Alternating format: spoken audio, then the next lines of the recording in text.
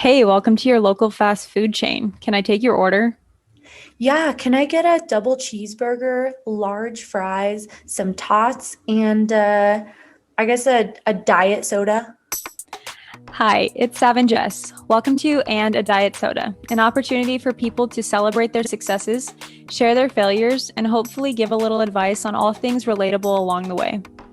This community is for appreciating the little things and fostering positive mindsets and intuitive thoughts by talking to people, because chances are they've been through it too. Hi, everyone. Thanks so much for joining us today. I'm Sav. And I'm Jess, and welcome to And a Diet Soda, episode 13, being the jack of all trades. Today, we'll be talking about some great topics that you've all been waiting to hear, such as social eating, crazy lifestyles, as well as the importance of doing something important to you and meaningful to others with your work and your life. Yes, today I'm so excited for today's episode because Taylor is my best friend from high school, my ride or die for so long now, dog loving, martini drinking businesswoman, and I'm so proud of everything that she's accomplished so far. So, y'all are going to be as amazed as I am because obviously, from the outside looking in, Taylor is a social media influencer. She's a trademark party girl, but what I'm most excited to get into today are her experiences on starting a business from the ground up while working full-time for a startup company and organizing and executing charitable events in Mexico most recently. So thank you so much for being here, Taylor. Thank you, Jess and Sal, for having me. Awesome. So we're just going to dive right into our questions. We want to start with you explaining to the best of your abilities the multiple jobs that you have. Okay, so for my day job, I'm director of business operations for a BPO company. So it's pretty straightforward business operations. We hire out virtual assistants. It's all computer work specific to the real estate sphere. And then at night and on the weekends, I, like Jess mentioned, I'm a content creator. So anything from just creating usable content for brands or posting a promoted post on Instagram, whatever it may be. And then I also own Taylor Ashley Boutique, which is an online women's clothing boutique. And yeah, those are my three big ones. She says it so I nonchalant. know. Yeah, and that's all I do, like just those three things. So what was it like building this brand of, because you in yourself are a brand, there's Taylor Gnazzo, and then there's Taylor Ashley, which is a separate brand of your boutique. So what's it like going between Taylor Gnazzo, Taylor Ashley, all while maintaining this like polo wearing professionalism of your other company? Yeah, so I definitely would say I changed my hat quite a bit from my day job to my own thing, right? So during the day I just stay in professional mode. I keep everything very separate. I never work on any of my personal projects while in my day job. And then once the clock hits a particular time for that day, I say, okay, we're switching gears. I can go do my Instagram stories now, or I can take my hair out of my bun. You know what I mean? So it's two very different parts of me that don't really overlap throughout the day. So how do you have enough like energy and motivation to do all of this stuff? Because I I have so many things to do. And some days I'm just like, dude, I can't, like, I can't do this anymore. I just need to like sit here and do nothing. So I don't think I have a lot of energy. That's actually one of my biggest problems. I always get mad at myself because I have, like you said, a list of things to do that I feel like I never actually get done. I'm always meeting people that have so much energy and are so inspiring. And I'm like, how the hell do you have this much motivation, right? So I think one, we don't really give ourselves enough credit because obviously, look at you two. You created your own podcast. You're full-time students. Like you guys have a lot of energy. You just don't give yourself enough credit for it, right? But I think what originally gave me the motivation was just proving people wrong, right? So that's always my biggest motivator. So anytime I'm slacking, I think of that and I get back to work. I love that. So, starting your own business is a huge risk that a lot of people don't take into account. From maxing out credit cards to acquiring merchandise for your boutique to negotiating with huge companies to organize free trips to the Turks and Caicos in exchange for your promotions. How has your journey with business decisions evolved through college and transformed of your businesses? totally different viewpoint on business now than when I first started. When I started Taylor Ashley, I went full speed ahead. I never really took a second to mitigate any risk factors, right? So I was, at one point when I first started, I was taking in $10,000 of revenue a month, which seems like so much money. And it was obviously to me at the time.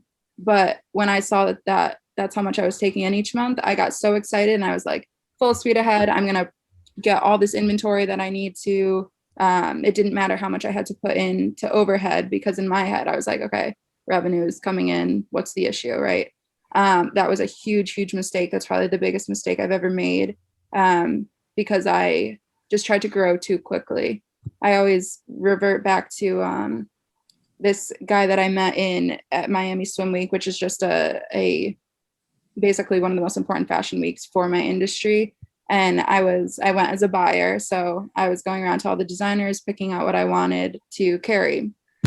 And this very small brand, and he was probably mid 50s, this guy, like I was just being judgy and I wasn't impressed with him up front, right? And he told me, whatever I do, don't rush into it and try not to grow too fast. And I was like, he has no idea what he's talking about. I've got my revenue coming in.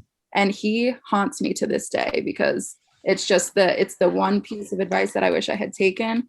But again, you learn from it. So I was in thousands of dollars of debt that I worked my butt off to pay off. I obviously still have the inventory, some of it, so it's not null. I can still make money off of it, but that is the biggest learning lesson that I've had in the business sphere, is to go slow, just dip your toes in the water.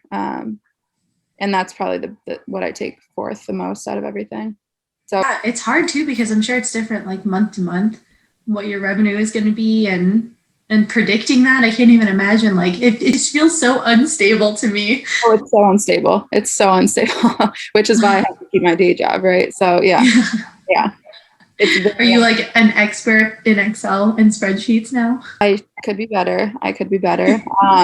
I've tried QuickBooks and all that, and I just think it's not user friendly whatsoever. So I just stick to Excel, and it's definitely important to stay on top of your numbers, but I'm not as detail oriented as I should be. But yeah.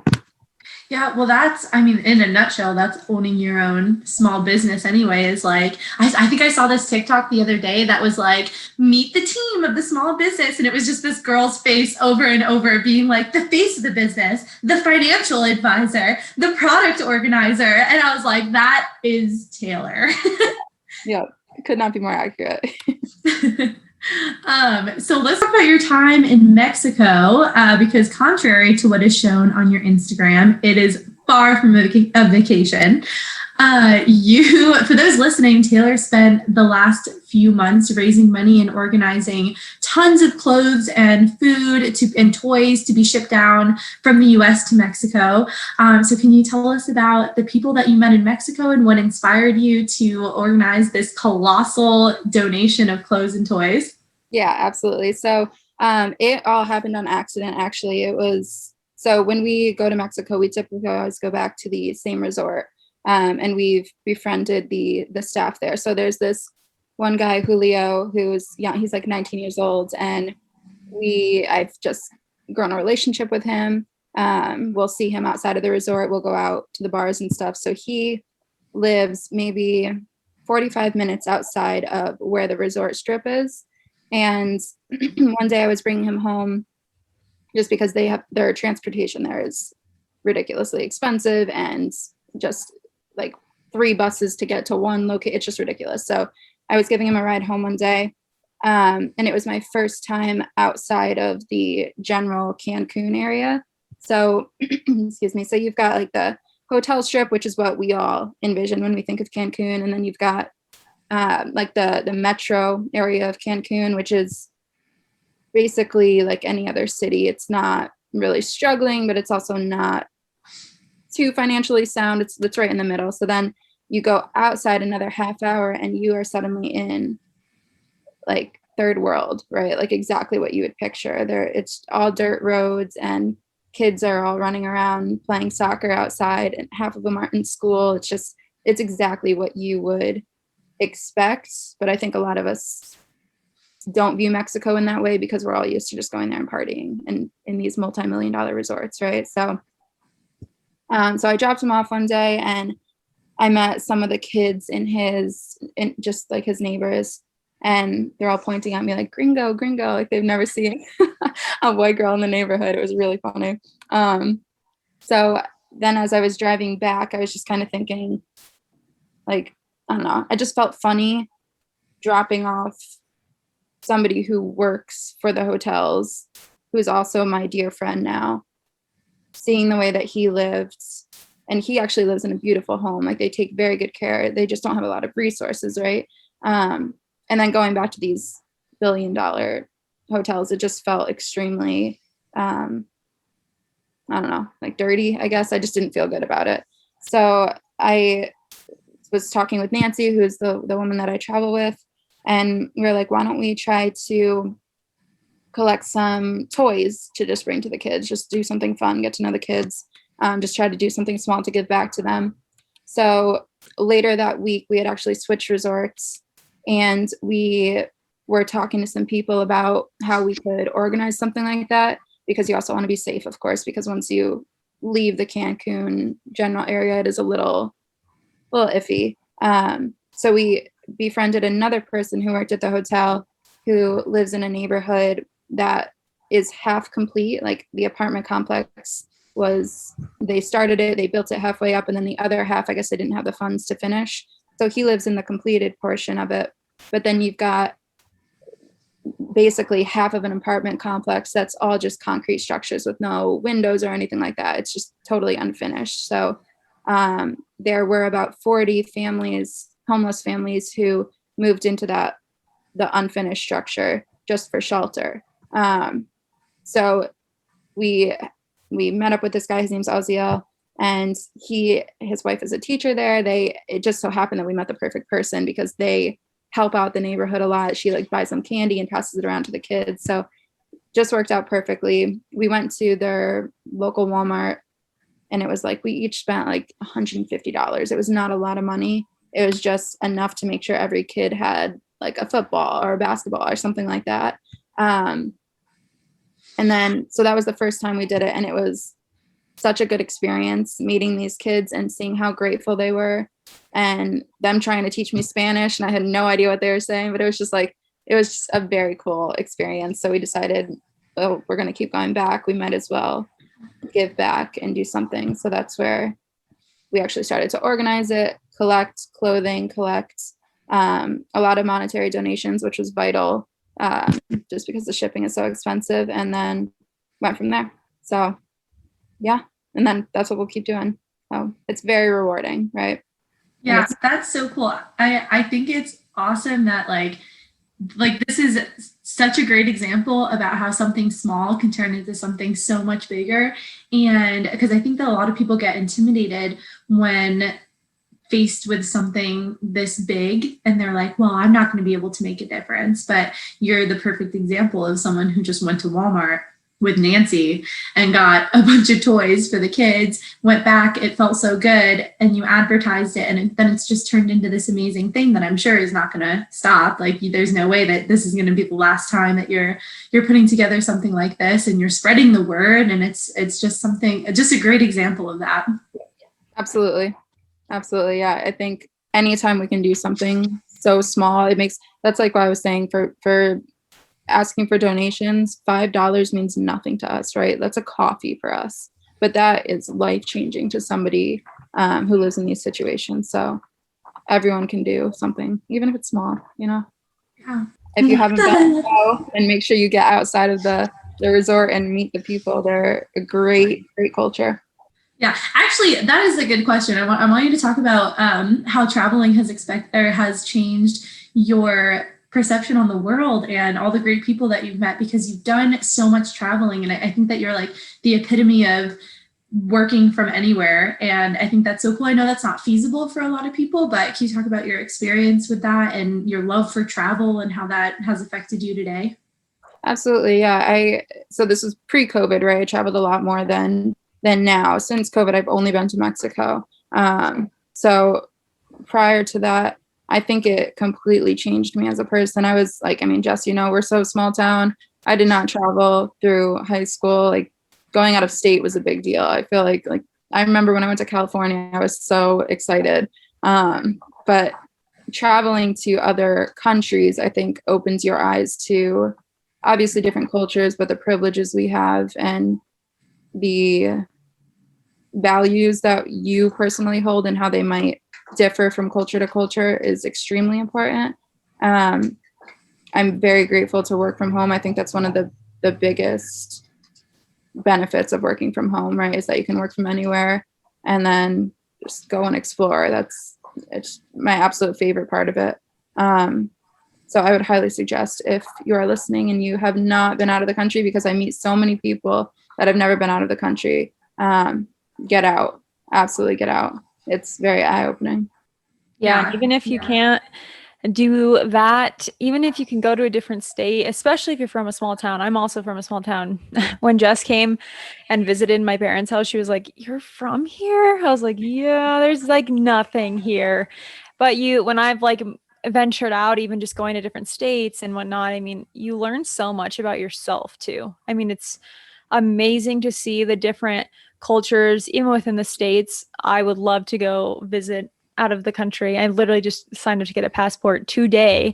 So, but it's amazing what you can learn about yourself throughout the entire process of just traveling and being new places. It really does make you realize the things that matter in life, I think. That's why every time I go, I'm trying to do it from a business sphere, right? So either shooting for TA or if I've got a collaboration for Instagram, I sell myself as, hey, I'm going to Mexico. I'll have the beach backdrop if you want particular product shots done. So I always have to find a way to make money. Otherwise, I can't really justify it in my own head. So I think if traveling is something you really want to do, try to find a way to monetize it. Taylor, you took kind of like a non-linear path to get to where you are. I think that you're one of the most hardworking people I know. You delayed college. I can't remember if you did a semester and then you decided it wasn't for you and then went back. Can you talk about that a little bit? Yeah. I started at UConn right out of school. I did a year at the Stores campus and was miserable. Absolutely hated it. It was just I think a lot of personal things that I was going through combined with being thrown into such a new culture that I just felt like a fish out of water. I just really did not like it. And I tried like hell to make it work. I had all of our friends were going to UConn. My boyfriend at the time was going to UConn, and I wanted so badly to make it work, but I just could not do it. So my family and I decided I would take time off, kind of get my mental health reconstructed, if you will, focus on myself. And in that year that I ended up taking off is when I actually found an online boutique that was up and coming. I just reached out and I was like, hey, can I get an internship? Can I work? I'm going to be home, taking some time off from school. And that's where I ended up learning everything I needed to know about creating my own boutique. So then went back to school at actually a branch of UConn because I was not going back to stores. And I was able to work and do my boutique while going to school. So it was a terrible time in the moment, but it was definitely a blessing in disguise because it led me to here. So definitely a little, I guess not traditional, but. Yeah, for sure. I think that's such an important point, is just doing what's best for you in the moment, and you're living proof that it just works. Everything falls into place. And if you just keep working towards your goals, it doesn't really matter the path that you get there. Absolutely. Yeah. I'm a very firm believer that you do not need to just fit into the mold, right? Or you're just not going to be happy if that's not what you want to do. Heck yeah, absolutely. Jess and I did not have our stuff together when we were in college, that's for sure. At least the first couple of years. So it's crazy to look back at that and be like, oh, wow, things ended up like, okay, after all of that. So Yeah. Yeah. And hindsight is always so frustrating because you're like, oh, I could have done that so differently. But, you just got to be grateful for what you have and then just keep moving forward. So, but the amount of times that I remember my parents being like, I don't know, asking me about grades and encouraging me in that way. I'm like, I got it. And I'm like, I did not got it. I really, really should have tried harder, but now I'm going to be that frustrated parent someday being like, come on, like back in my day, I wish I would have focused more on school and less on the booze. And they're going to be like, whatever.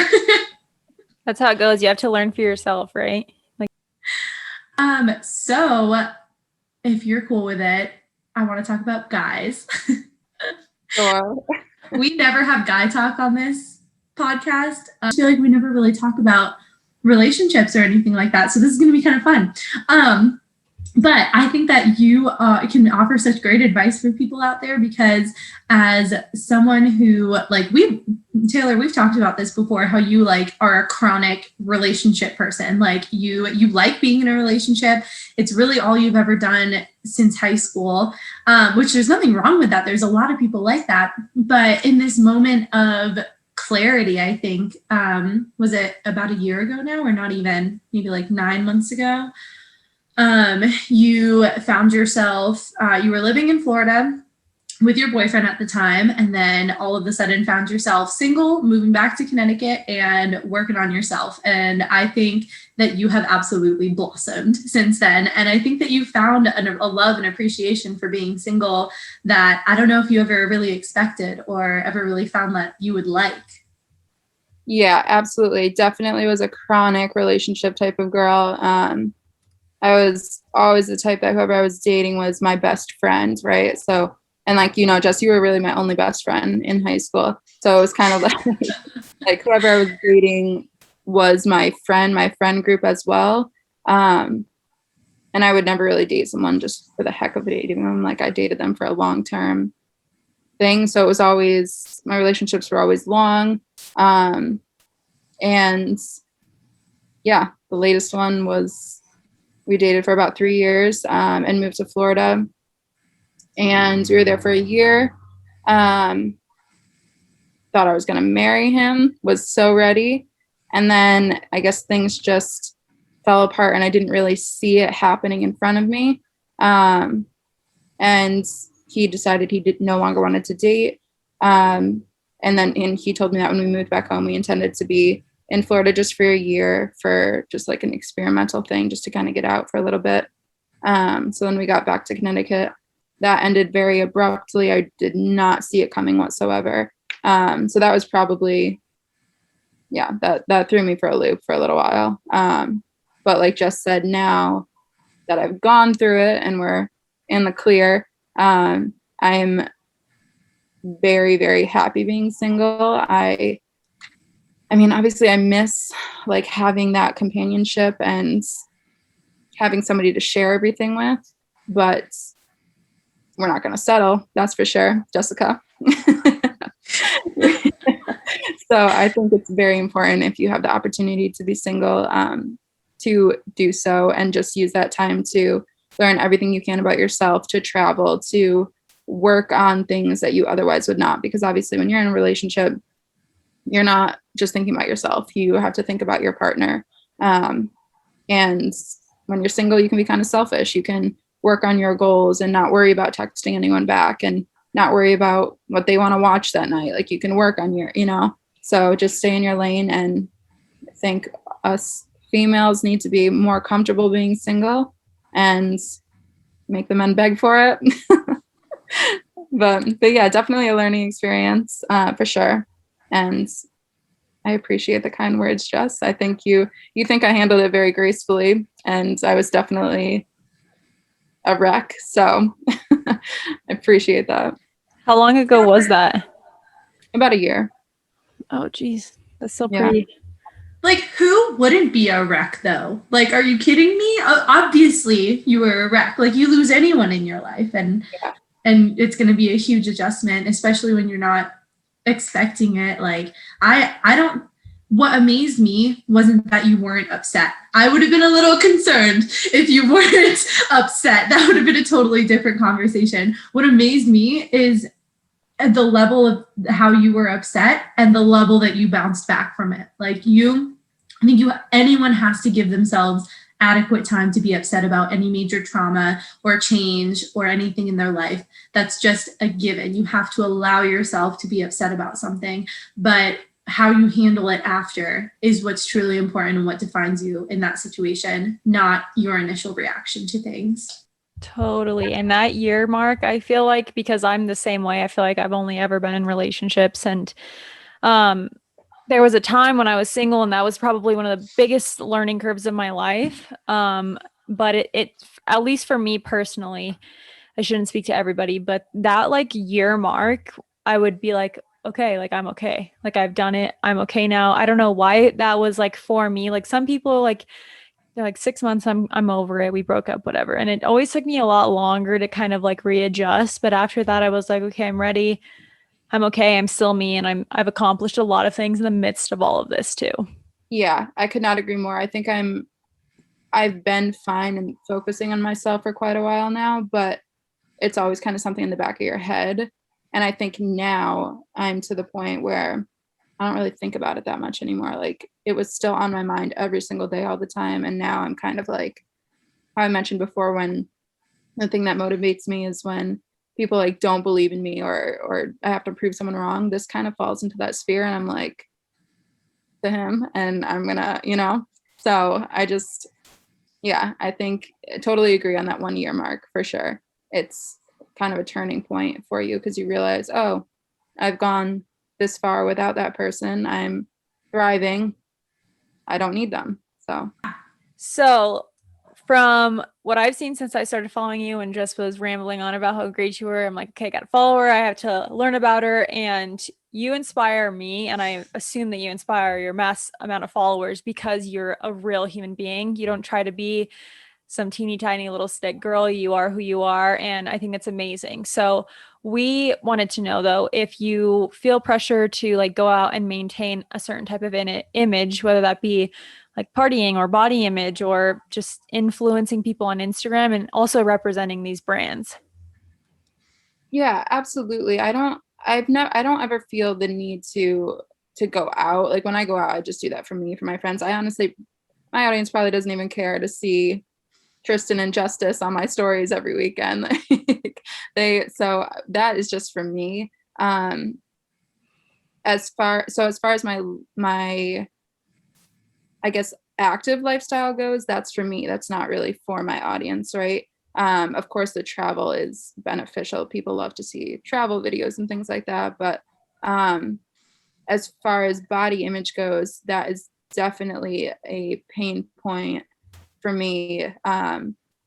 It's it's kind of two different spheres. Like one, you see all these girls that you're not competing with. I don't want to say that we're competing because there's room for everyone, right? But it's hard sometimes in your head. It feels like a competition, right? Like if you see these 10 beautiful Instagram models working for a brand that you work for, and you're like, oh, why are they getting reposted, but you're not getting reposted? Or why did they get a brand deal that you didn't get? So there's the comparison between other influencers and these beautiful, beautiful Instagram models that everyone's in love with. Like it's hard not to want to aspire to be them. But then there's also, and I think the harder part for me, I can kind of put that first part aside. I can say like, okay, I'm me, they're them. We bring different things to the table. That's actually the easier part for me to kind of separate the two.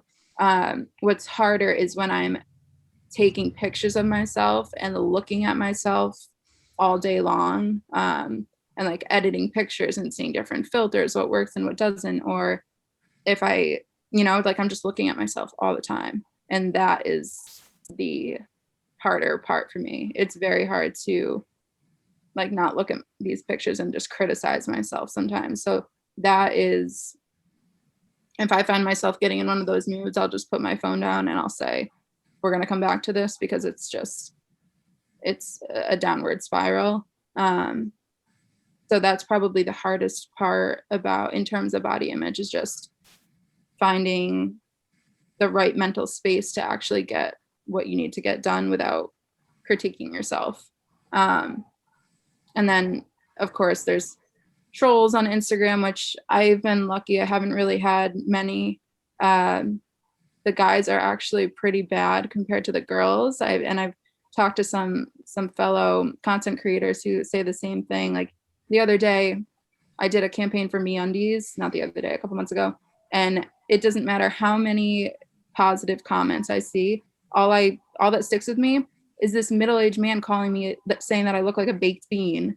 Like he's like, body like a baked bean, and that's all that sticks with me. That's all that's I know. What does I don't know, but like Maybe that's like a compliment. Maybe he like really likes baked beans, and Yeah, maybe he's like body like a baked bean. Yeah. So it's just like, and like I can laugh about it now, but the day that I read that, I was in my feels. Like I was like, geez, should I not have submitted this picture? So it's just a mental game. I think it's you definitely have to be mentally strong, and I know everyone can't do that every day. It's a struggle for everybody, but it's just kind of part of the industry, unfortunately. Yeah, I mean, we talk about this a lot where for the average person who doesn't do this as a career and doesn't have to look at themselves every day, it doesn't mean that when you do look at those pictures, it's any less traumatizing. Like I feel like this happens all the time where you go to the beach with your friends and you have such a fun day, and then you look at the pictures and all of those great memories are tainted because you don't like the pictures. And it's just such a sucky mindset and everyone does it. It's like so hard to bring yourself out of it. It absolutely is, and that's a really good point. It actually does taint your experience, right? Like it's all you're thinking about. You're no longer thinking about the photo capturing such a good time with your friends. All you're thinking about is like, oh my gosh, I don't want anyone to see this. I don't want them to post this. Yeah, absolutely agreed with that. My question for you is, for people who are not content creators, or like just was saying, is like maybe like an everyday person, and they see themselves or a picture of themselves and they just like hate on themselves. What's like your advice as somebody who's been through this consistently to try to get yourself to love your body, love where you're at, even if you still want to better yourself and there's space for that? But what is your advice for your everyday person with regards to self-love? So I think if you're just having a bad day, let yourself just have the bad day, right? Don't sit there and stare at the photo. That's the first thing. Is if you know that, because we all know when we're kind of struggling, we're not having a mentally strong day. So don't torture yourself is the first thing. Don't sit there staring at the photo saying how much you hate the way you look or how much you wish X, Y, and Z. But that aside, if you're going back to the photo and it's not a bad day, it's just a constant mindset, I think you have to definitely retrain. And it's obviously a lot easier said than done, but we all need to retrain our brains a little bit, because social media has played such a, like, obviously I love social media. It's allowed me to do everything that I want to do, but it has really negatively affected our society, especially our generation. You have to remember that you're not comparing yourself to real human beings, right? Like, so many of the photos we see are edited. It's not natural. You're never going to look like that. You could diet every single day of your life. You could, it's literally fake. It's not attainable. So don't compare yourself to social media people. You can also, I always send Jess, there's these accounts that will post the real like paparazzi photos of people, of famous people, which honestly it's not the nicest thing in the world, but it is nice and refreshing to see these famous perfect people in their edited photos and then compared to what they actually look like in real life. And I find love those. Yeah, that really, really helps me, because then when I'm looking at those unedited pictures of myself, I'm like, oh, I am a human being. I don't need to look like a plastic doll. So that is extremely helpful in just kind of restructuring your mindset. I love those images, literally, when they show you. I was literally just talking to somebody about this, and it was the same person side by side, and the edited and the unedited. And like, guess what? We have pores, that we have acne, we have freaking skin. That's what happens with skin. And I also really liked, who was it? Oh, Camila Cabello. Is that her name? I don't really listen to her music, but I saw online like these pictures of her on vacation, like in a swimming suit, and she was like, she's a normal person. And it was just, a lot of her fans were like giving her a lot of love, which is awesome, because they're like, this is what a real human being looks like, instead of editing out or getting a bunch of Botox or surgeries. It's just good to see things like that, like you're saying, from these famous, popular people, especially who are influencing like the younger generations. One more question for me, and I'll let Jess talk. We're going to shift to talk about social eating now. So, going and eating with your friends and allowing yourself the grace to do that. How do you turn negative thoughts about that social eating into a positive experience afterwards? And again, allowing yourself to be there and enjoy yourself and have a good time. Yeah. So Jess and I have talked about this. It's because I like to go out with my friends on the weekends. I typically am always out with my friends. And that means drinking, which means calories, right? So during the week, I'm not a super strict person when it comes to my diet and exercise. I just do what makes me feel the best. So I don't really follow diets or strict workout routines. Like if I only get 2 workouts in the week, obviously that's not ideal, but I am not going to kill myself over it. Like I'm not going to just give myself all these negative reactions towards only having 2 workouts, and maybe I had ice cream twice that week. Like so I'm very lenient with my diet and exercise routines. That being said, I know that I go out on the weekends, so I sort of try to prepare myself for that. I try to be as healthy as possible throughout the week, and get those workouts in as long as I've got the energy, and allow myself, without feeling guilty, to go out on the weekends and have a good time. I also will make a conscious effort, even if I am going out, you can still pick a healthier option. Like I won't typically get a fried option if we go to the bar. Like I can still get a salad and it be good. Or maybe like last weekend I did have mozzarella sticks, and you have to allow yourself that leniency. I know you guys have spoken about this multiple times on other episodes, that if you are super strict with yourself, then you're just going to end up binging, right? So you have to allow yourself to be lenient and not be super strict about it. My new thing is to get a vodka water and bring Crystal Light packets. So then it's a game changer, you guys. It's so good. You could do the lemonade ones, the iced tea ones. It's so delicious, and it cuts your calories in like a third or half or whatever it is. So yeah. That is such a good idea.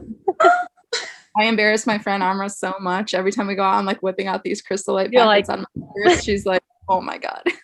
That is amazing. That is such a good idea.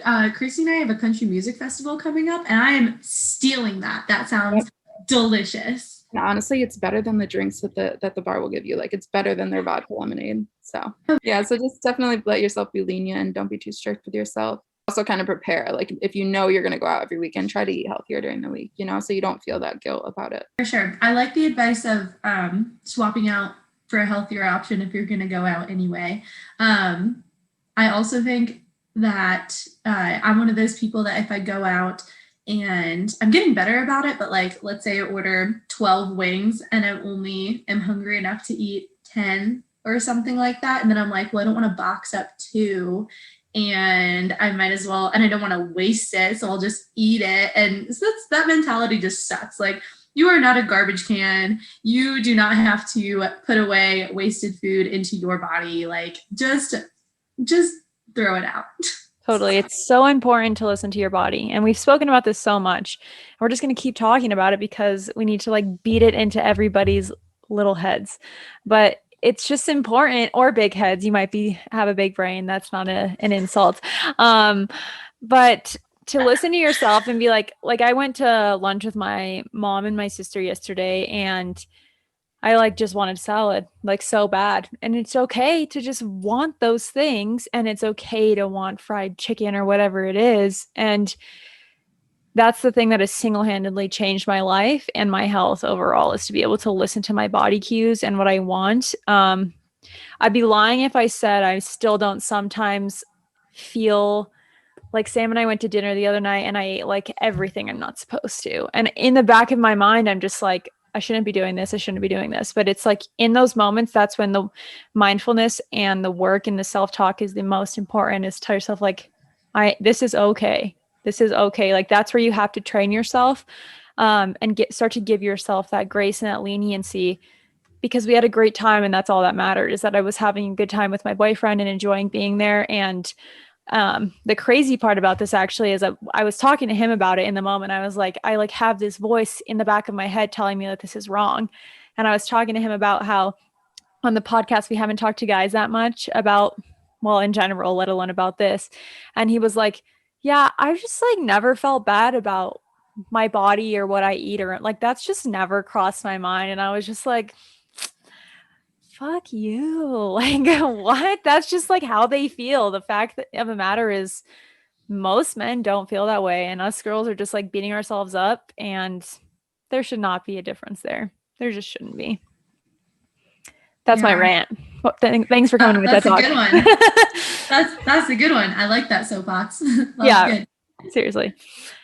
Okay. Yeah, I know. I feel like we could talk for hours on this. It's just such a complicated subject. Like food guilt is such a tough subject. I'm also a really big bored eater. So like if I'm at work all day, because I'll pull like easily during the busy season, we've got like 13, 14, 15-hour days, and I'll go like the whole day without eating, which is really bad, but I'm not thinking about it and I'm not hungry. But if I have a day off and I'm sitting on the couch and I'm watching movies, I'm like oral fixation, like constantly eating. I don't know how to stop that. If anyone has any advice, reach out to me because I would love to know. But if I'm sitting there, I love eating. I do too. It's just the crunch. Like if it's just Yeah. like doing something, or maybe like getting like a little anxiety or toy. I've seen like rings and stuff that you can like fidget with. Like for me, it's mostly about just like having something to do. Like I just can never calm myself down quite enough to like not be doing something, even when I'm sitting there trying to relax. And usually that is eating. What is your advice for finding people that actually care about you? Like how can you, I'm sure especially with you and your field and everything that you're working on, like people also might come at you with the wrong intentions. Like how are you able to like, look at everything and look at these different people and decide who's there for the long run and actually wants to be your friend because of you and who you are?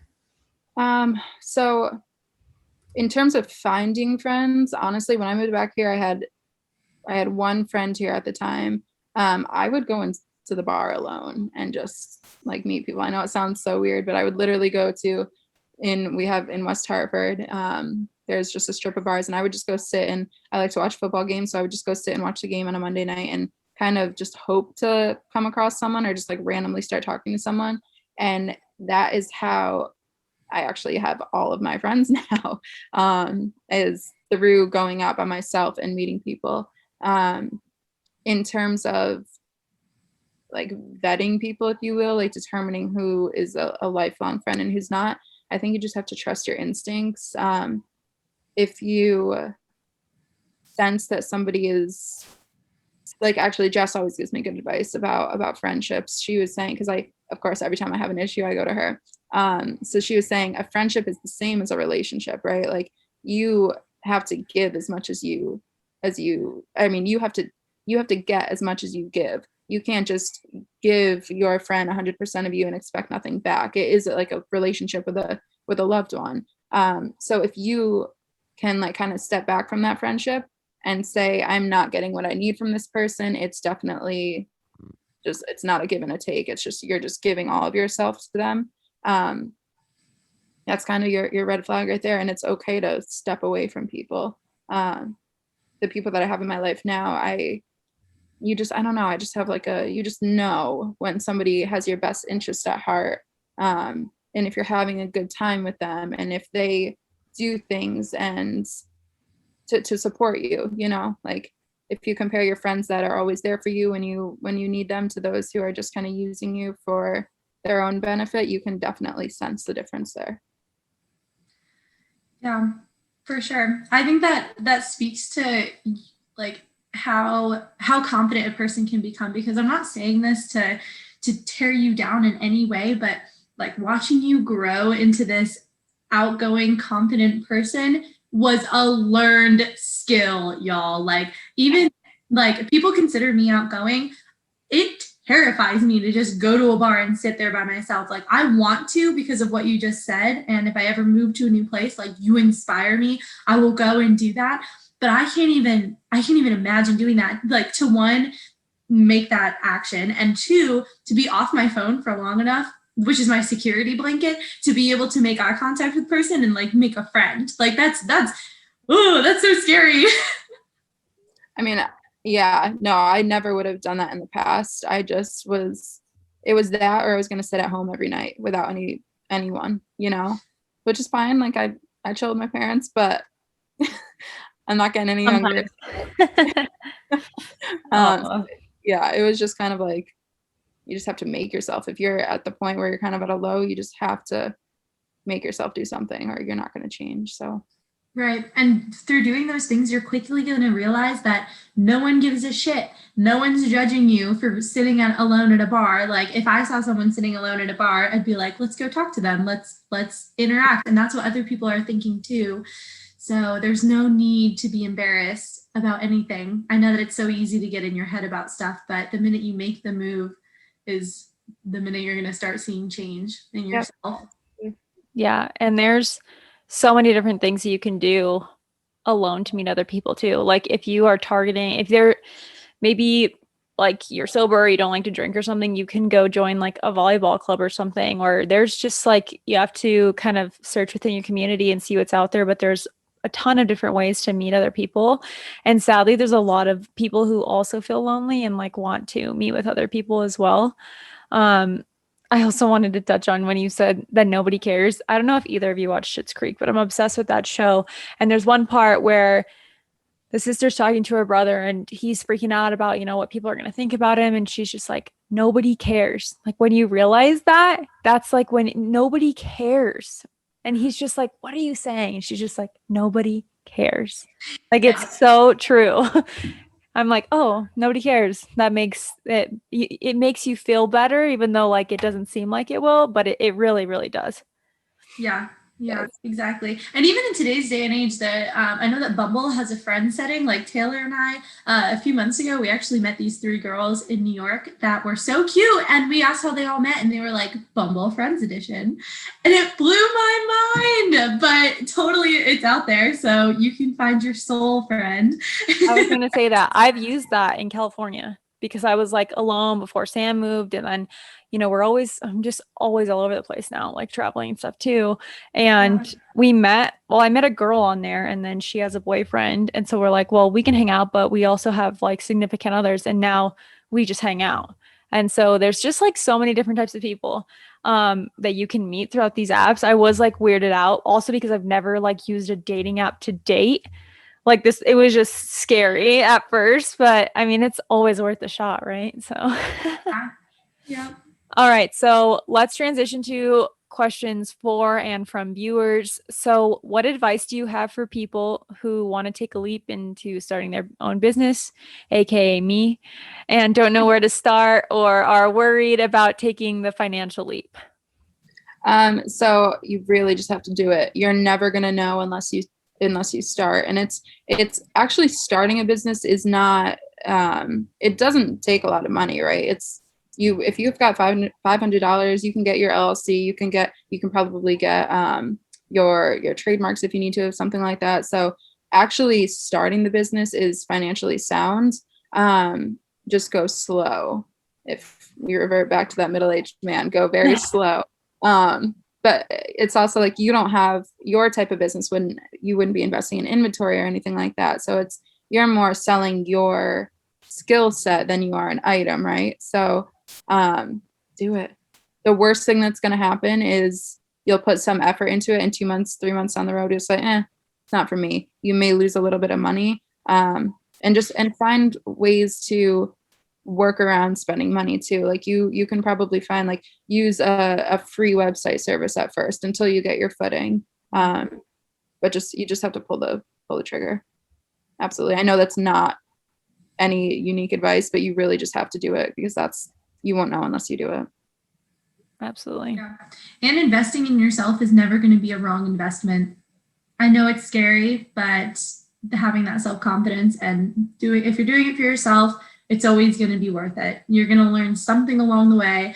And worst case scenario, you have an LLC forever with your brand. And if you want to let that hang out for a second, that's fine, and come back to it later. But yeah. Like why not take that first step? Even that's the smallest thing you can do. Just create that LLC, and then you don't have to tell anyone you created it, right? It could just sit there, and then when you're ready to take the next step, do that. Yeah, just take some small step forward.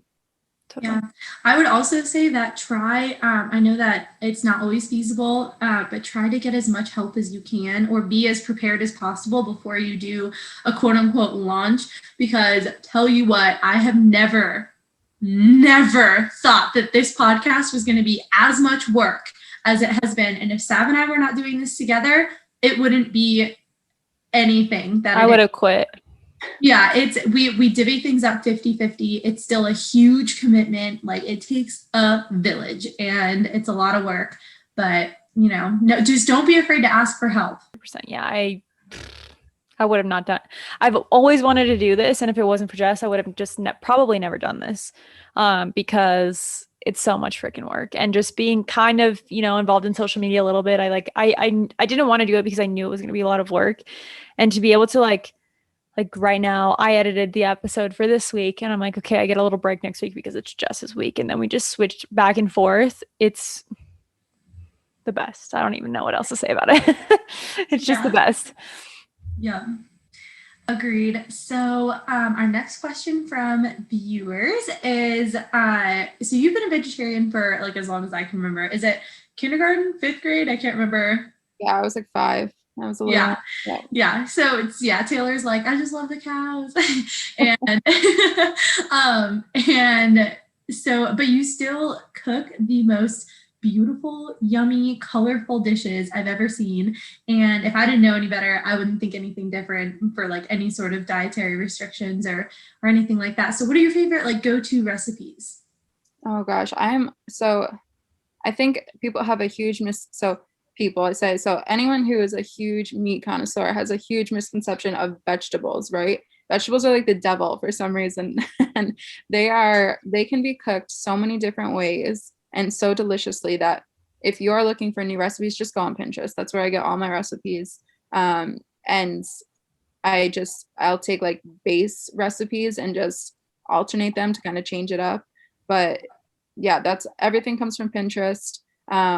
It's so easy to find alternatives too. Like if you want chicken parm, there's so many different chicken alternatives now, or just substitute the chicken for something else. Like there's so many different ways to cook and have in different meals. I love to do Asian recipes because there's a lot you can do with those. Mexican is a ton. I just whatever I'm craving. I don't know. I'm still a huge pasta person, but yeah, you can do so much with Pinterest.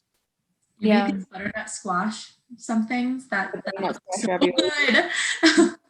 They're so good. They're amazing. They're like candy. Yeah. I always get questions from people too, because I'm vegan, and people always ask me, how to start. It's a tough go at the beginning, and I get that, but one of my biggest tips is always to take the recipes that you love right now and just start to think about how you can shift those, whether tempeh, tofu, seitan, I don't know, there's so many different like impossible meats now too that you can do different things with. Like, shift your current favorite meals into whatever it is that you're trying to do, whatever you're trying to cut out or whatever.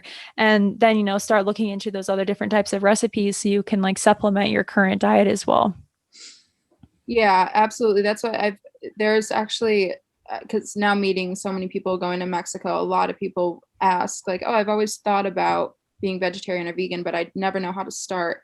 And I say the same thing, is to use your recipes, but find ways to change them so that they are vegetarian. And also don't cut everything out at once, because like I think about if I like back in the day when I would go through all my diet phases, if I tried to cut all sugar out or something like that, then I would end up binging it. And I think that's kind of the same concept. Like if somebody who has eaten meat their whole life tries to just suddenly cut it all out of their diet, it's probably not going to last that long. They're probably going to start craving it and just binge. So I think like if you can start with red meat, or like say, okay, I'm not going to eat burgers anymore. I'm only going to do veggie burgers. And then once you're kind of comfortable in that, then say, okay, no steak, like just do one thing at a time.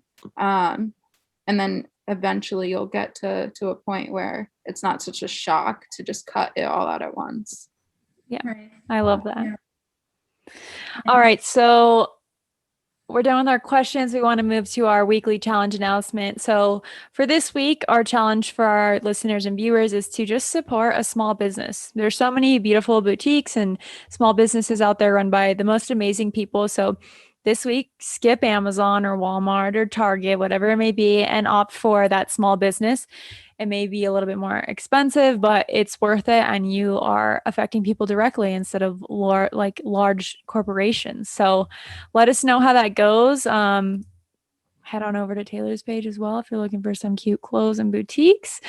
So we're gonna shift to our this or that speed round now. Jess is gonna start. We're just gonna go back and forth, and if you have anything you want to say about it, you totally can. But first thing that comes to mind. Okay. Tea or coffee? Coffee. Bay or tofu? Tofu. Reese's or Snickers? Reese's. Shopping in store or online? Online. Chipotle or ice cream? Oh, I was about to say Chipotle so fast. Oh gosh, girl. Oh my gosh. Oh, You got her with one. ice cream, I guess. That's hard. That's really hard. Martinis or shots? Shots. What kind? Just vodka. Save calories. Psycho. Lake or beach? Beach. But going out or staying in? That depends on my mood. I'm a big mood changer. I mean, like I stay in all week to prep myself for going out on the weekends. It's kind of my Yeah. Nice. Makes sense. All right. Well, Taylor, thank you so much for joining us today. I'm so happy to finally meet you, and we're so happy to be able to talk to you about your accomplishments, your hardships, and everything that you've done with your businesses. We think it will inspire so many people to take action. You've inspired me to take action and chase their dreams. Good. Thank you, Sab. Thank you, Jess, for having me. Of course. You can find Taylor on Instagram at Taynaz, TayGnaz. And of course, her boutique page at Taylor Ashley Boutique to keep up with her. And you can also check out her blog. It's super cute. It's www.taynaz.com. And to become a part of our family and community, join us on Instagram or Facebook at And a Diet Soda. And we will see you next week.